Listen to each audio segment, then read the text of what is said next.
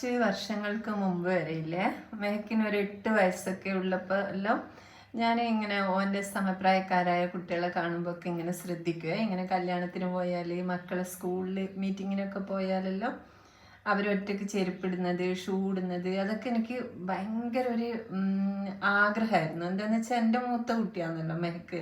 അപ്പം അവനെല്ലാം ഒറ്റയ്ക്ക് ചെയ്യുന്നത് കാണാൻ എനിക്കൊരു ആഗ്രഹം ഉണ്ടാവില്ലേ. അതിൻ്റെ ഇടയ്ക്ക് ഇവിടെ ഒരാളെ കാണുന്നില്ലേ, കാറിൻ്റെ ഗ്ലാസ്സിൽ നോക്കിയിട്ട് മുടി ചെയ്യുന്നതും ഇതാക്കുന്നതെല്ലാം, മുടി സ്റ്റൈലാക്കുന്നത്, അതെൻ്റെ രണ്ടാമത്തെ മോൻ ലഹക്കാണ്. അവനോട് ഞാൻ പറഞ്ഞു, നിനക്ക് ഈ ആത്മാർത്ഥത പഠിക്കുന്ന കാര്യത്തിലും കൂടി കാണിച്ചുകൂടെയെന്ന്. അതാ മുഖം തിരിഞ്ഞ് നിൽക്കുന്നത്, ഞാൻ നിങ്ങളെ നോക്കൂല എന്നും പറഞ്ഞിട്ട്.